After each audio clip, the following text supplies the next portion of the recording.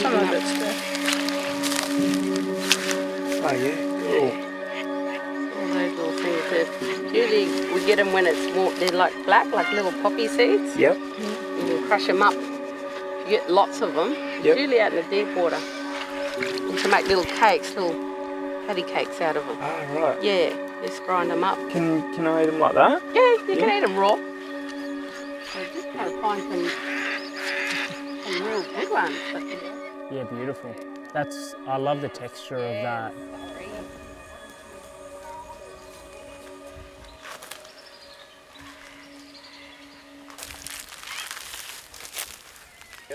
Yeah.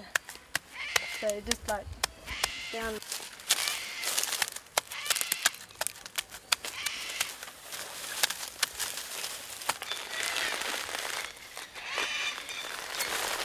Nice and soft in there, hey?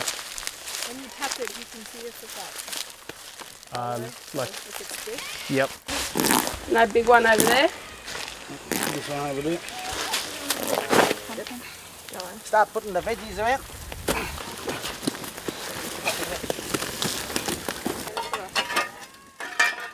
Because there's a big layer of coals, because that was a big layer of wood.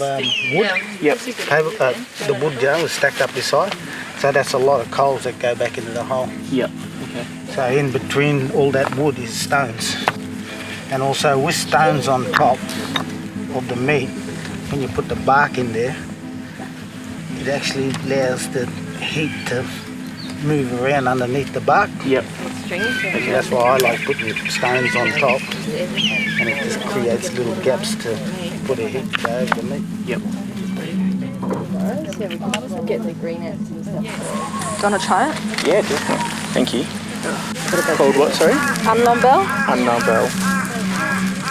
Yeah. Other words? We just call it Vicks on a stick. Kicks on a stick. Yeah. We use it for like if we have a cold, crush it up, smell it. Yep. Is that a good size? Yep. It's usually, like with us, we usually like eating the smaller ones. Yeah, okay. Like we always eat barra, but Saratoga, black brim, Yeah, yeah. we can only go for them when we go fishing. I came down yesterday afternoon and I put this. Yeah, this one here. Yeah, it's going to be really hot here now. I can feel it. This one here is one big sheet. Wow, roll it. Oh, look at that. Are you hungry? Oh,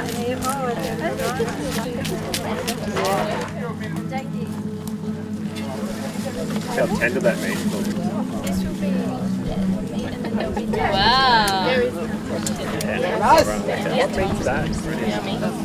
Well, let's get off the middle. That'll be beautiful. Nice white meat on the road. Mining company, they just come and go. They can come and make money on your country, and then they leave you with nothing, or they leave you with unfinished work. And especially when you're dealing with uranium, it's very poison, very toxic, it's not good for creek, for billabong, for bush, We hunt here, we hunt, we fish, we go live off the country, we drink nice water, and, the plant and animal.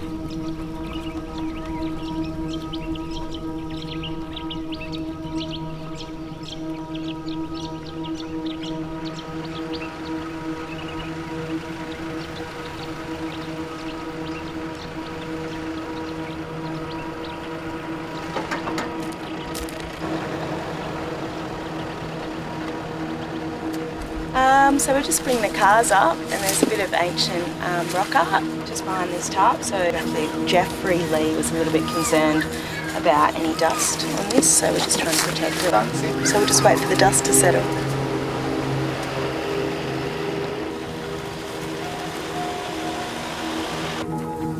The mining company itself offered me a really big deal. Probably on 5, 7, not million. I'm talking about billion, $1 billion, not million and billion. And I'm not worried about money. I mean, to be really honest, I worry about the land and I worry about my generation, because I want to pass away.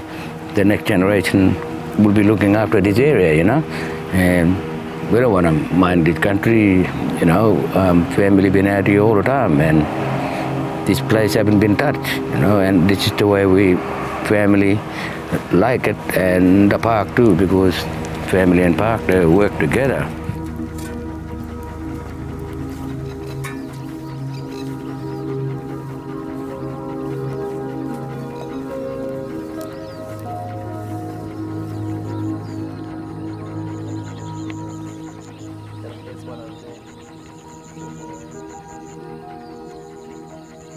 But Kakadu Kitchen is pretty much, you know, something like this, sitting out bush, like what you guys do, Fervor. And, you know, so that you don't want to be enclosed by walls, you know, all the time. You want to be out, moving with the seasons, moving through the land, and gathering the bush tucker that's available that season, you know. You know, just putting up a table here, just something that you can cook with, maybe a couple of menu recipes to work with. Oh, look at that fish! Yeah, so we got some baby barramundi. Auntie Mandy has got some turtle. We're gonna cook turtle today. It's still live, the turtle, so I just couldn't look at him until he's dead. And cool, so I'm gonna cook the barramundi in some paper bark, but that's enough. Load it up with lots of like lemon myrtle, native thyme, some chilli from the garden.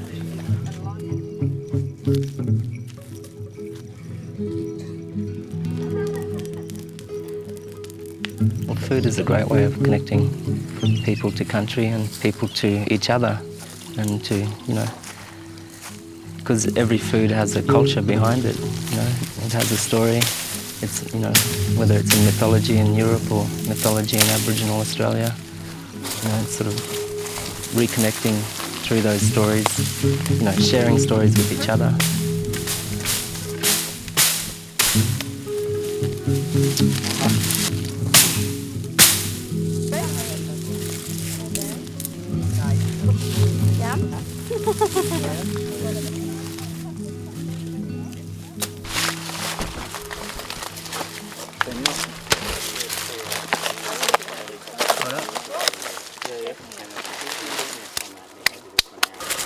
It's such a nice little looking fruit. Like tapioca or sago or something. Those green ones are really good.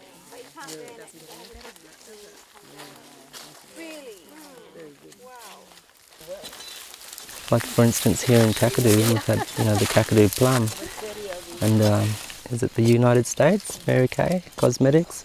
They took a couple of seeds and started a plantation in South America. They were pretty much told to stop, you know, because it is, you know, there's a story not just in Kakadu, but, you know, there's a story connected from people from Queensland, you know, all of the different places where it grows, all the way through to the Kimberleys.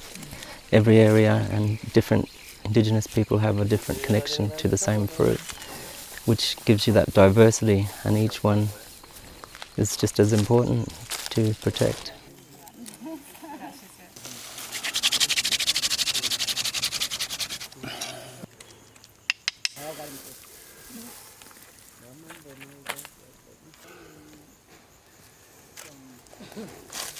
Well done. Beauty! You know, we need to have that conversation, and even the language around Indigenous food. I think people are afraid to say Indigenous food. They call it native food or wild food. And I think the term wild is pretty much a term of the unknown, you know, they don't know. Because they don't know what the culture or the story is around that. So they just see, you know, they look across there, they don't know. It's just, it is wild, you know.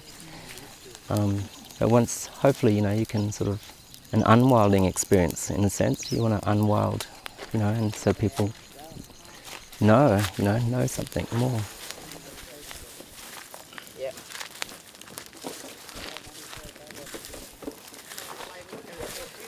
And then we've got some mussels over this side we call garnobir or guruk in our language. Garnobir, very good form of iron that a lot of our people get. Oh. You know, sometimes we got to do it right because, you know, we learn from the best. We got to try and do it as, you know, professionals, but I do it all the time, but it's the big ones that... I think the main worry would be just how do you maintain the cultural integrity of Indigenous foods, you know, like make sure that the stories are kept, the cultural rights, you know, to certain, you know, people's totems, you know, like might be a bee, might be a crocodile, you know, how do you work that out, you know, with the global modern, you know, market. So I think that's a really big concern, you know, how do you approach that, and are people doing it? Like, so, you know, it really hurts your soul that our people are still missing out. Like it's already gone down the same path as what Aboriginal art did in the early 70s. Being exploited. I think that it's not that we don't want to share, all of our people will share. People go out to communities all the time and we're more than willing to share. But because we live on that respect, that they think that they're going to get that respect all the time. And they don't. They don't get respected. Just share, you know. Okay, who's keen to taste some? This is the really nice part, so but this is one of our favourite. That is good. You only need a little cure for hangover. when you're out there foraging like we have been, you know, the last few days, it's a perfect example, I think, of, because, you know, you're out there doing it, you know, you're feeling the plants, you're smelling the air, you know, you're sort of sweating it out and sharing an experience, you know. There's a connection there between everyone, you know, through those activities, with, you know, cultural activities with the land.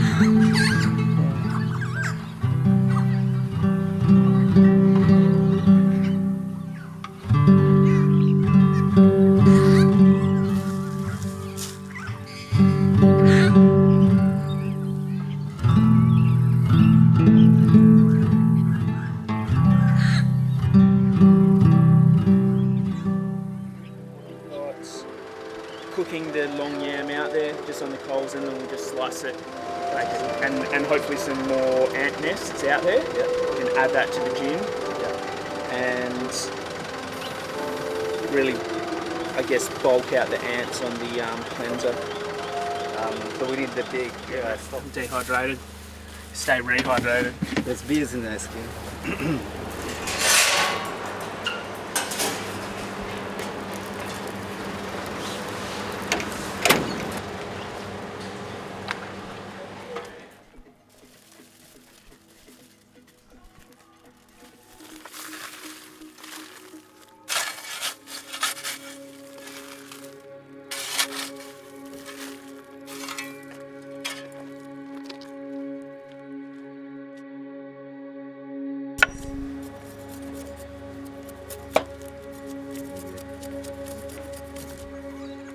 So when that mining company offered me that pretty huge money, and I just said, look, you know, I'm not changing my mind from the start.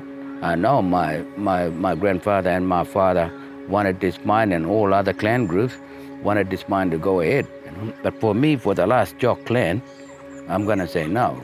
And it's really hard for me because I know what kind of government, you know, government can change anytime and they can change rules. And I just said, I don't want any mine here at Gungara because, you know, I come out here at Gungara all the time and we go to Lightning Dreaming, and, you know, me and my family, we camp down the bottom here sometime, showing them, you know, bush taka, learning them how to find bush taka and how to live off the land, but they need to continue that.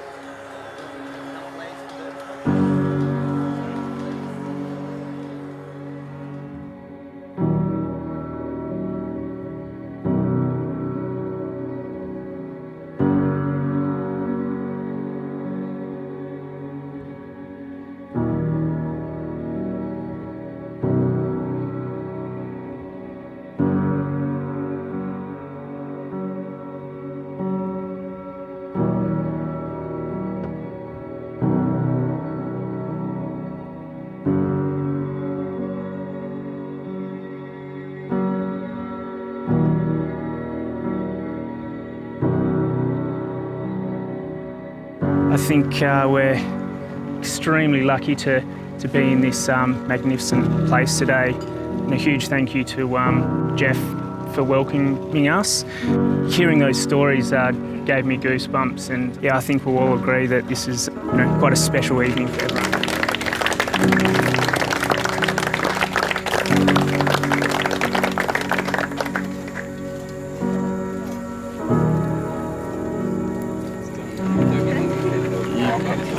Yeah, just awestruck being in a place like this and hearing a bit about the story and then getting to eat a fucking meal here with friends, and it's incredible. Yeah. You guys have got the best job in the world. Yeah, we're extremely lucky.